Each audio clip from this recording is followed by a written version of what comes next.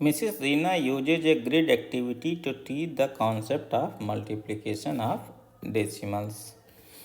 सुश्री रीना दशमलव के गुणन की संकल्पना का शिक्षण करने के लिए ग्रिड गतिविधि का प्रयोग करती है। A sample is illustrated below. जैसे 0.2 गुणे 0.3 बराबर 0.06। ठीक है, तो ग्रिड में वो क्या करती है कि यहाँ पे उसने 0.3 लिया है और दूसरी तरफ 0.2 लिया है। तो जब इन दोनों को मल्टीप्लाई किया है तो इसको जो उसने रिप्रेजेंट किया है, ये जो रीजन है इसको रिप्रेजेंट कर दिया क्या 0.6 से। तो ग्रिड एक्टिविटी है। ठीक है, किस तरीके से मल्टीप्लिकेशन किया जा रहा है उसने पिक्टोरियल वे में दर्शाने की कोशिश की है। तो यहाँ पूछा गया through this method Mrs Reena is, इस पद्धति के द्वारा सुश्री रीना क्या करना चाहती हैं। तो चलिए देखते हैं। इस परिदृश्य में जो रीना है दशमलव गुणन की अवधारणा को पढ़ाने के लिए ग्रिड गतिविधि का उपयोग कर रही है। यह विधि छात्रों में केवल चरणों या प्रक्रिया को याद करने के बजाय दशमलव गुणन की अंतर्निहित अवधारणा को समझने में मदद करती है, केंद्रित है। ये नहीं कि सिंपल गुणा कर दिया, ये इस तरीके से उसको समझाने की कोशिश की गई है ग्रिड एक्टिविटी के द्वारा, किस तरीके से रो और कॉलम में हम कर सकते हैं मल्टीप्लिकेशन। तो चलिए ऑप्शंस देखते हैं। पहला, using traditional approach of learning, सीखने के परंपरागत उपागम का उपयोग कर रही है। तो यहाँ पे अगर देखा जाए इस क्वेश्चन में तो वो क्या कर रही है कि पारंपरिक दृष्टिकोण आमतौर पर रटने और दोहराए जाने वाले अभ्यासों पर केंद्रित होता है, जो ट्रेडिशनल होता है। और दूसरी ओर जो ग्रिड एक्टिविटी का उपयोग कर रही है वो अधिक गतिशील और दृश्य है, जो अवधारणा की समझ को प्रोत्साहित करता है। इसलिए ये विकल्प उचित नहीं होगा।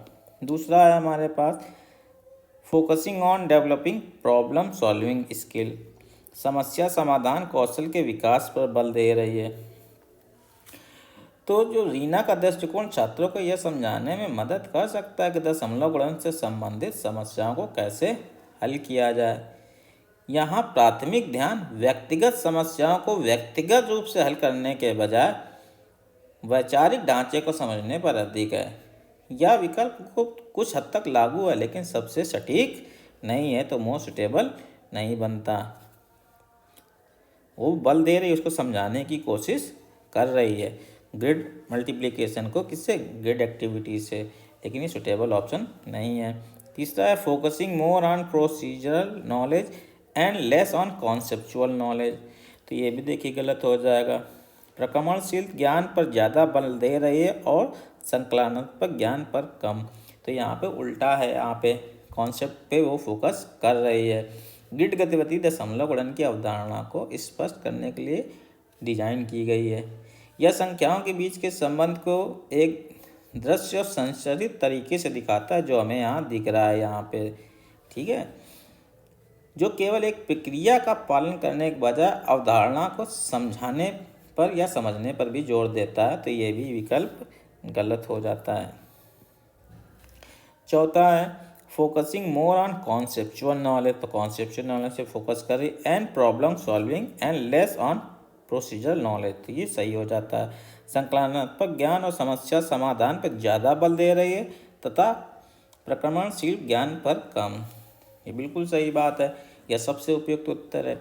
ग्रिड गतिविधि का उपयोग करके रीना छात्रों को एक दृश्य और इंटरेक्टिव तरीके से दशमलव गुणन की अवधारणा को समझाने या समझने में मदद कर रही है।